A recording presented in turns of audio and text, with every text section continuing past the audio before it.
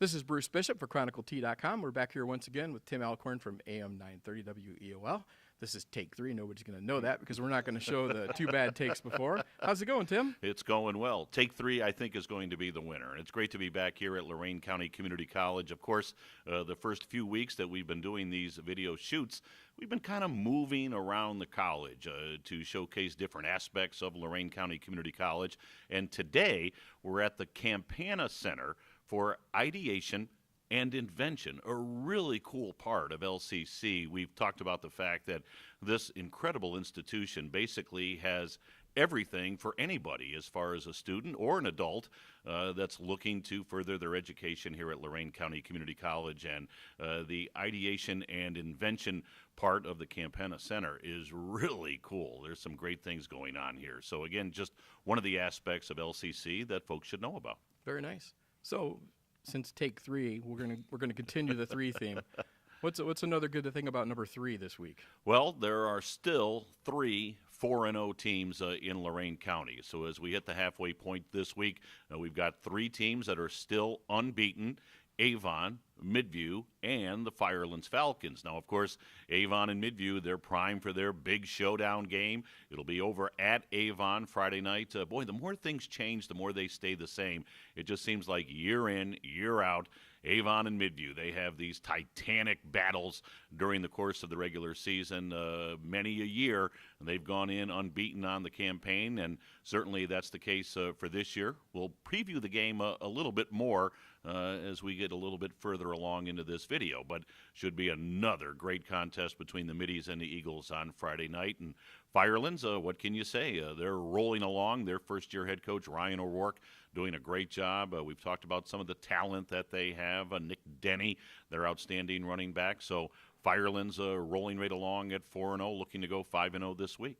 Very nice. Any other teams we want to talk about from last week? You know, last week there really weren't great games, but, man, there were some unbelievable Week 4 performances. There were some great Week 4 individual standouts, per se. One of those, Brandon Coleman from Columbia. Boy, he had a game for the ages. They'll be talking about this one for a long, long time at Columbia High School.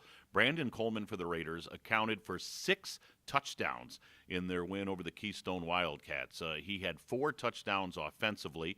He had a defensive touchdown on a pick 6, and then he had a touchdown special teams-wise when he returned a kickoff for a TD. So Brandon Coleman did a great, great job for the Raiders on Friday night in their win over the Wildcats. It was interesting, though, Columbia head coach Jason Ward was on the WEOL postgame show on Friday, and he talked about the fact that with Buckeye coming up this week, a game we'll have on WEOL.com, Columbia still needs to step their game up. I think he used the term, we're playing with fire. So we'll see if they can get ready and really turn it around. Not turn it around per se, but put all the pieces together for a big game against Buckeye on Friday night. Boy, another great performance last Friday night. Ryan Malloy for Avon, their tremendous junior quarterback.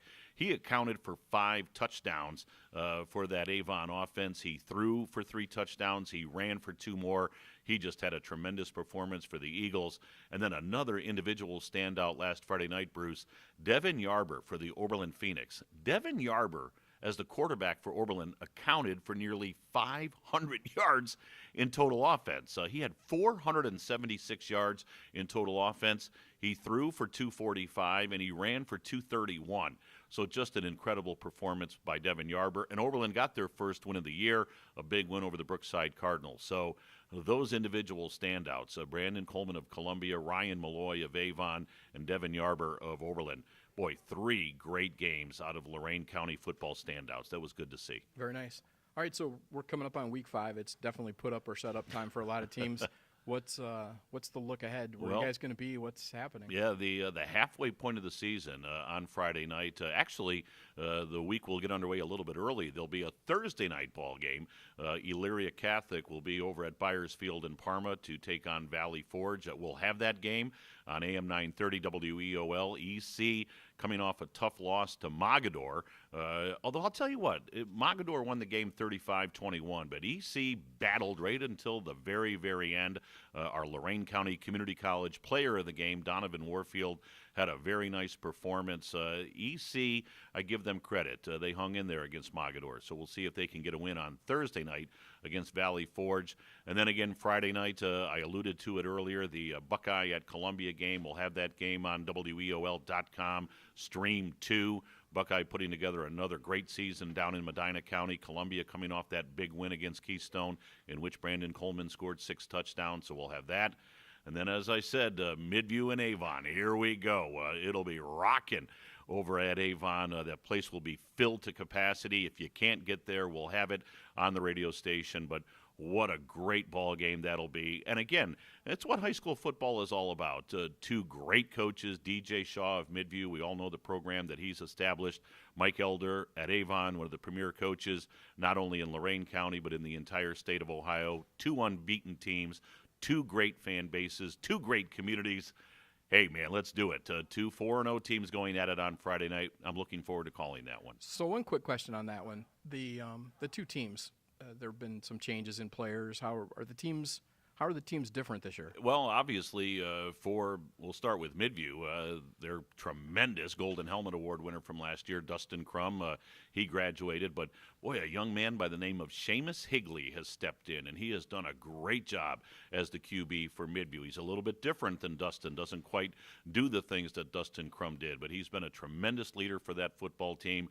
A little bit more of a ground game this year for the Midview Middies. Connor Wolf, their running back, has done a great job, so they certainly have been able to transition out of that Dustin Crum area and keep things rolling offensively. The Midview defense might be as good a defensive team as they've had in several years. They're going to come up and they're going to hit you. They're a very physical defensive football team. So Midview has transitioned a little bit there. Avon, I mentioned earlier, they got a great performance from Ryan Malloy last week, their junior quarterback. He's got some great skill kids on the offensive side of the ball. And that Avon defense, man, they are tough as nails. This is going to be one of those, helmet knocking, shoulder pad popping type of games. It's going to be physical. The kids are going to feel it after the game and on Saturday morning. It's going to be a fan's delight. It's going to be a lot of fun. All right, time for the hat. Time for the hat. LCC thinking cap. That's right. Now, what am I thinking about today, Bruce? What Tim, am I thinking about? In past years, you've been a little bit of a coward when it comes time to pick a winner. Wow, that's a strong term. I think that you created a name for a fictional football team in order to avoid giving me an answer one time. You're talking about Midview Avon. Yeah. Yeah, the one year I think I had the Avon hat and the Midview shirt, right. And then I think the one year I went with Midvon. Midvon as the winner. So you're asking me to give away my CT picket line selection before Friday morning? Just a little sneak peek for the fans out there. Well, Midview's 4-0, Avon's 4-0, each team with a great defense, each team scoring points. I don't know, Bruce. I think it's a toss-up. He does it again. He does it again. It's a toss-up. You got to wait until that CT picket line comes out on Friday morning. All right, I throw my hat in the air. That's it. All right, Tim. We are moving along, and we're going to be back again next week. And I really wanted to be able to hold you to a pick, but we'll see what's in the picket line. It'll be in the picket line on Friday. And we'll be discussing it next week. I'm sure we will. Again, can't thank the folks at LCC enough as we continue to kind of tour the campus here on our video shoots week in and week out. Again, great to be here at the Campana Center. Next week, we're going to Stocker. Is that correct? Yeah, Steve Sevchek says, yeah, we're going over to Stocker next week. There's some unbelievable things that are happening there in the weeks and months ahead. So we'll talk a little bit from Stocker Center next week. But great to be here at the Campana Center this week for our weekly video presentation brought to you by the great folks at LCC. Right on. Let's go back there and see if they'll let us build something. I don't think they're going to let us play with that equipment. I think you're right. We have a hard enough time playing with our own equipment here. All right, Tim, we're out of here. All right. Thanks, Bruce. Bye.